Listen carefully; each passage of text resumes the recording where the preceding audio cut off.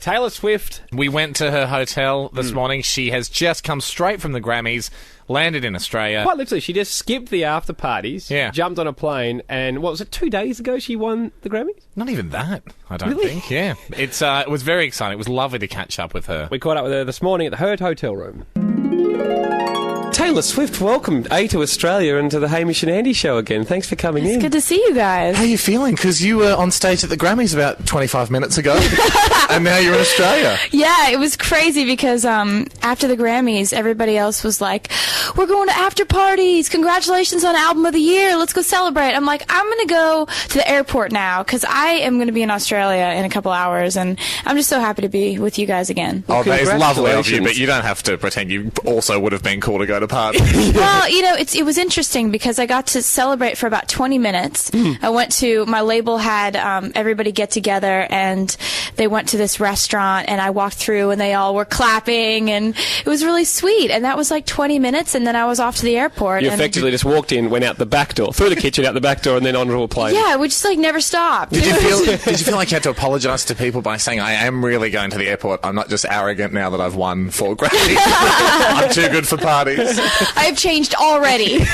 You people are dead to me. I'm out of here.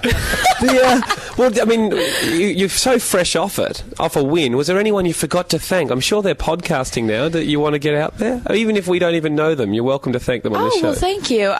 You know, for me, when I get up there, I forget everything that I've said when I walk off the stage. Like, I've been lucky enough to win a couple awards this year, and then there's always the moment when I'm walking backstage where I look to someone next to me and I go, what did I say?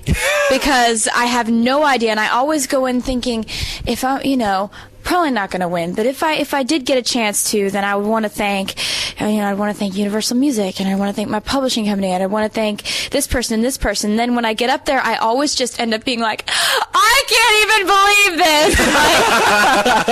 And like this completely emotional, I end up thanking my dad, my mom, my brother. My pet rabbit. You made me so calm when I was a child. Yeah, and I always end up talking about what's coming into my head at that moment, because usually all I remember is like, this is the coolest thing that's ever happened to me, and so that's what ends up coming out of my mouth. In the paper this morning, there's a picture of you in the moment where one of the Grammys is falling out of your arm. Oh, come on! I think it's a little bit unfair because it's like, Taylor Swift arrives in Brisbane, and it makes it look like you brought your Grammys with you, and you're walking off the plane and you're dropping one, nice. carrying them straight out of there.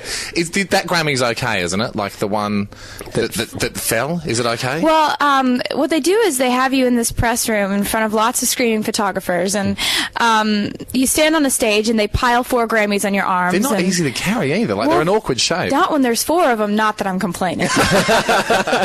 And so, someone had told me, it was crazy. So-and-so was up there and dropped all of the Grammys that he was holding or she was holding.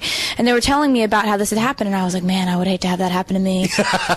And then it did. Well, because one of them just tipped out of the side of my hand, and I couldn't grab it because I've got 3 others that I'm going to drop if I reach for that one. Did you do that thing like when you drop something in the kitchen when you're cooking, where you put your foot out to try and break the bowl and kick it? I would have loved to. I would have loved to have caught that with my foot. But and then there's that moment where all the photographers are like, "Oh," and I'm like, guys, come on, yes, come on. And I'm not the most coordinated person in the world, so. Well, you're in good company because Hamish and I, on Channel 31, a community television station, we also dropped our award after winning it back. And you probably made the papers over there, and and you can ask us about it if you want. That was a big fiasco. Yeah, it was. And sadly, they didn't have enough money to replace it, so we've just got a broken one. I'm sure that they'll replace your Grammy. Wow. That is community television over here. It's a great form, but they don't quite have the budgets of the big networks.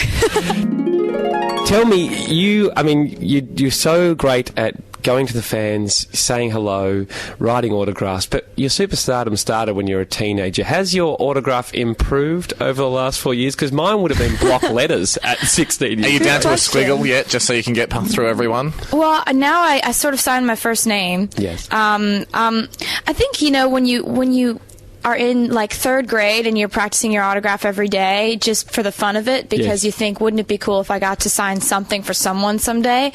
Putting a little love heart above the I on Swift. Yes, that's absolutely. What I did it for Hamish, but I know how exciting it is to put a love heart on there. You know, when you're younger and you like overthink the yearbook signings at the end of the year. Yeah. You're like, I need for my name to be.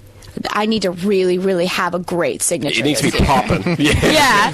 So, you practice that stuff enough to where I can sign my autograph with my eyes closed, actually. Really? Have you adopted Swifty? I mean, last time you were on the show... A lot of people call me Swifty now. Yeah, Swifty Taylor. You guys started that, and everybody calls me that now. It's really awesome. Have you adopted the character of Swifty Taylor? I mean, are you pulling more Swifty people these days? Not... Anyone here at the hotel get a few pizzas delivered they didn't order? Well, I would never tell because then I'd get caught. That's the first rule of Swifty Club. You can't talk about Swifty Club. You've also got a film coming out which is going to be huge. I think it's already started in the States. Is it Valentine's Day? Yes, it starts like more closer to Valentine's Day though. So it comes out February 12th. It's everyone is in it. Everyone's in it. I mean, you could fill up an autograph book while just walking around on set. I should have done that. How many people do you get to see on set? I mean, do you just do your bits or do you get to see the whole cast while you're walking through? Well, the way that they shot it was everybody had busy schedules, and so, you see Julia Roberts in there. She only shot one day. Damn, so you didn't get to meet Julia? I did it later, but not on set. Okay. Good icebreaker, though, that you've been in the film together and you get to bring it up. Yeah. You're like, hey, that's a conversation starter. Yeah. Hey, Jules, I'm helping out your career. Like, I'm in your so film. I can call you that now.